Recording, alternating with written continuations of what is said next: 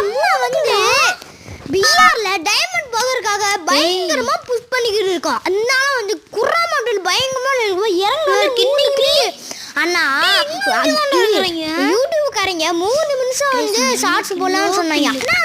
அதே பத்தாவது ஒரு ஷார்ட்ஸ்க்காக அவ்வளோ கில் அடிச்சிருப்பேன். ஸ்டார்டிங்ல 3 கில் மாசா அடிச்சிருப்பேன்.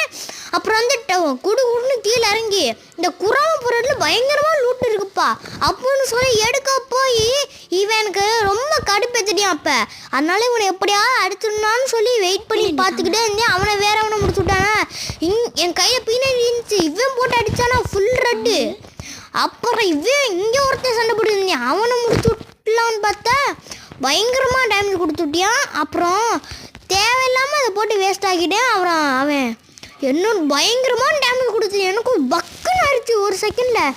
எப்படியாவது அடிச்சிடணும்னு சொல்லி இது இருக்கிற எல்லா கூடையும் போட்டு பார்த்து அவனை அடித்த மெட்டில் கூட போடாமல் அவரும் அவசரமாக அடிச்சுக்கிட்டு. அப்புறம் அவனையும் அப்படியும் முக்கிட்டுடா தென்னாரி அடிச்சுட்டு உட்காந்து அப்போ தான் மெட்டி போட்டுருந்தேன். அப்புறம் இன்னும் கில்ல பார்த்து நான் அடித்தேன். ஓசி கில் போட்டியா அப்போ கடுப்பாச்சுடா. எவனும் கேம்ப் அடிச்சிருக்கேன் தெரிஞ்சிருச்சு. சண்டே கேட்டர் போட்டு இங்கே மேலே உட்காந்துருக்கேன்னு. அப்புறம் நானும் வந்து கொஞ்ச நேரம் கழித்து கண்டுபிடிச்சிட்டேன்.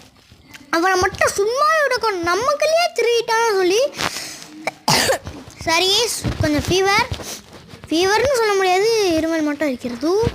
அப்புறம் இன்னும் அவன் சண்டே கேட்டர் போட்டு திரும்பி மேலே போயிட்டான். திரும்பியும் கடுப்பிட்டேன். இந்த சண்டே கேட்டர் எவன்டா கருணாக்காரங்க கொண்டு வர சொன்னாலும் யோசிக்க வச்சுட்டு அதாவது போட்டு மறந்து போய் கடுப்பேற்றுறாங்க. அப்புறம் தான் சண்டே கேட்டர் பையன் போல ஓடிக்கிட்டு இருந்தான். மெட்டில் கூட போடாமல் அவன் கில்ல எடுக்கணும்னு இருந்தேன் பாருங்க. அப்புறம் தான் கொஞ்ச நேரம் ரிலாக்ஸ் ஆகி மெட்கிட் போட்டு இருந்தேன்னா அப்படியே திடீர்னு என்னாச்சுன்னு தெரியல. எப்படியோ அடிச்சுடணும்னா எனக்கு ஒரு வெறி வந்துச்சு.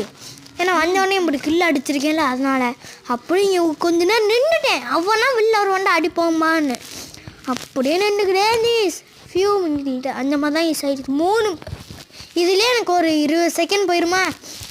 அப்புறம் கொஞ்ச நேரம் கழிச்சு க்ளோவால் போட்டு ஏறி போகலான்னு பார்த்தேன்னா அப்படின்னு பார்த்து அந்த பயபுல சண்டே ஏற்ற போர்டு தப்பிச்சு ஓடலான்னு பார்த்தேன். அதுதான் எனக்கு மனசு கஷ்டமாக போய்விட்டது. தப்பிச்சு ஓடி போயிட்டேன். இருக்கு எல்லா குணையும் போட்டு பார்த்துட்டேன். விட்டு குணையும் போட்டேன், லைட்டிங் குணாய் போட்டேன், ஃபயர் குணாய் போட்டேன். அப்பயும் சும்மா இல்லையே எப்படியாவது கில்ல எடுக்கணும்னு சொல்லி பக்கத்தில் ஊக்காம போட்டு ரஷ் பண்ணி போதேன்னா அவன் தெரிஞ்சேன். அவ்வளோதான் அந்த ஃபயர் குணையை போட வேண்டியதுன்னு சொல்லி டொப்புன்னு போட்டேன். அதில் ஒரு 60 டேமேஜ் அப்படியே எஸ்கேஸ் அழுத்துன்னு டஸ்ட்டு 1 HP என்னவும் தப்பிச்சிட்டேன். அவ்வளோதான் ஒரு செகண்ட் கூட கேப் தரல. குடுக்குன்னு ஓடி போய் அதுக்குள்ளே போன அடிச்சிருக்கேன்னு சொல்லி ரசியம் போட்டு முடிச்சு விட்டேன்டா.